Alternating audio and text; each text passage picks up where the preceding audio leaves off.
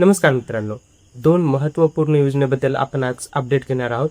एक तर लाडकी बहीण योजनेविषयी की त्यांचा पुढील हप्ता कधी येणार आहे आणि शेतकरी कर्ज माफीची प्रक्रिया कुठपर्यंत आलेली आहे याविषयी आपण आजच्या व्हिडिओमध्ये माहिती घेणार आहोत.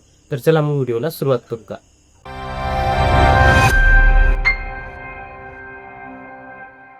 तर मित्रांनो, लाडकी बहीण योजनेचा जो जून महिन्याचा हप्ता आहे तो वितरित करण्यासाठी त्याचा GR 8 तारखेला आलेला आहे.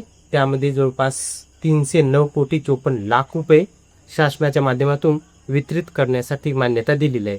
त्यामुळं आता लाडक्या बहिणीचा हप्ता आहे 10 ते 15 तारीख यामध्ये येणार आहे. तसेच या लाडकी बहिणीच्या हप्त्याबद्दल पण सध्या सोशल मीडियावर असं म्हटलं जात होतं की हा लाडकी बहिणीचा हप्ता वाढणार आहे, पण ते खरं आहे का? तर तसं काही नाही आहे.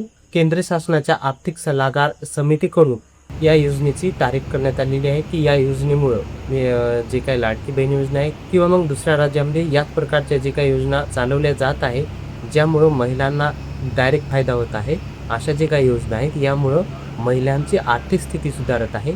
तसेच ज्या राजकीय सुविधा चालू आहे त्या महिलांची सेविंग वाढली आहे, तसेच महिलांचा खर्च वाढला आहे. एकंदरीत महिलांची आर्थिक स्थिती सुधारली आहे आणि याचं पूर्ण श्रेय या शासनाकडून चालवण्यात येणाऱ्या या योजनेला केंद्र शासनाच्या आर्थिक सल्लागार समितीनं श्रेय दिलेलं आहे आणि त्यांच्याकडे फक्त अशी शिफारस केली आहे की या योजनेच्या पैशामध्ये जर अजून आर्थिक लाभामध्ये वाढ केली तर अजून आर्थिक परिस्थिती या महिलांची चांगली होईल. फक्त ही आर्थिक सल्लागार समितीकडून शिफारस केलेली आहे. आता याचा शासन विचार करेल न करेल हे आता सरकारवर अवलंबून आहे. त्यामुळं सरकारकडून असा कोणताच संकेत किंवा GR किंवा कोणती सूचना आली नाही की ज्यामुळं लाडकी बहिणी योजनेचा हप्ता वाढवण्यात येईल असं म्हणता येईल. त्यामुळं फक्त ही शिफारस केलेली आहे आणि यामुळं सोशल मीडियावर लाडकी बहीण योजनेचा हप्ता वाढणार असं फक्त चालू होतं. तिसरी महत्त्वाची गोष्ट आहे की शेतकरी कर्जमाफीविषयी काय प्रक्रिया आहे, कुठपर्यंत आलेली आहे.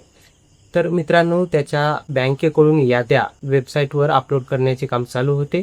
त्यामध्ये आज 9 जुलै रोजी एक GR आलेला आहे. त्या GR मध्ये पुण्यश्लोक अहिल्या देवी होळकर शेतकरी कर्जमुक्ती योजना या योजनेअंतर्गत बँक ऑफ महाराष्ट्रामध्ये फुल बँक अकाउंट सुरू करण्याबद्दलचा हा GR त्यांनी टाकलेला आहे. तर बँक ऑफ महाराष्ट्रामध्ये फुल अकाउंट ओपन करण्यासाठी हा GR निघालेला आहे. तर आता होईल काय, तर आधी वेबसाईट लॉन्च करण्यात येईल. वेबसाईट सुरू झाल्यानंतर शेतकऱ्यांची KYC करण्यात येईल आणि KYC झाल्यानंतर या फुल अकाउंटमधून शेतकऱ्यांच्या अकाउंटमध्ये पैसे ट्रान्सफर होतील. तर आता सरकार या फुल अकाउंटमध्ये पैसे जे कोणते शेतकरी पात्र आहेत त्यांचे पैसे टाकून ठेवी आणि ज्यावेळेस शेतकऱ्याची KYC होईल त्यावेळेस या फुल अकाउंटमधून पैसे त्या शेतकऱ्याच्या अकाउंटमध्ये जमा व्हायला सुरुवात होत राहतील. तर हा एक महत्त्वाचा निर्णय आहे. अकाउंट ओपनिंग करण्यात येत आहे.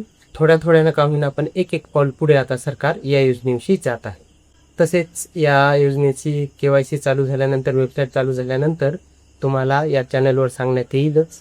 आणि अशाच माहितीसाठी या चॅनलला सबस्क्राईब करायला विसरू नका. तर चला मग भेटू अशाच एका नवीन माहितीसोबत पुढच्या व्हिडिओमध्ये.